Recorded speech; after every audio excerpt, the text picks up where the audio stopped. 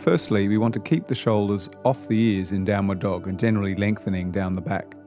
Secondly, as the shoulders can often feel a little tight in downward dog, it is usually best to outwardly rotate the shoulders to create more space for the upper back and chest to lengthen. Having said that, there is a balance between inward and outward rotation. If you outwardly rotate too far, you will collapse the shoulders and chest, going into greater mobility but less stability. If you inwardly rotate the shoulders too far, you'll go into greater stability but less mobility.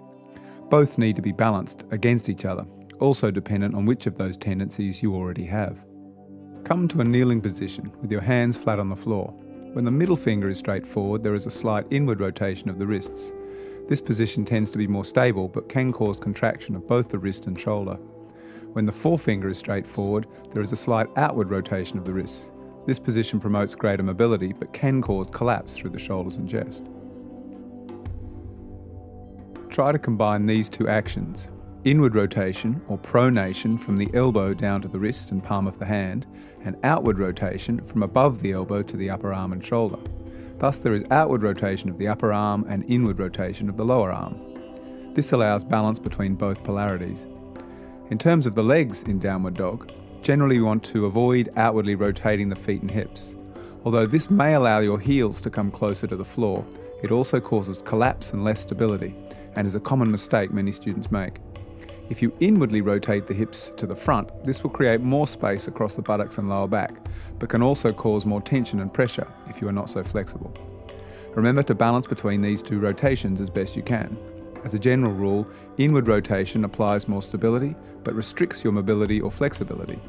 If you overemphasize this aspect, you can block yourself from further progress, particularly if you are more strong than flexible. On the other hand, outward rotation promotes more flexibility, but also creates less stability or strength. If you habitually do the latter, then you may destabilize the spine, hips, or shoulders. When you come into the downward dog position, it can be common to have a lack of awareness of what is actually happening in the lower spine. As demonstrated, we can see the lower back is extending forward and the chin is tucked. What we are attempting to do rather is to keep the head in a neutral position and to extend the lower spine so it is in one line from wrist, shoulder to lower back. You'll most likely know you're in the right position here when you can feel the stretch most acutely in the upper hamstring area. In the third example, we can see the figure with the head extending towards the floor, in this case going into greater flexibility and collapsing the chest. Once again, just extend the lower spine to a neutral position.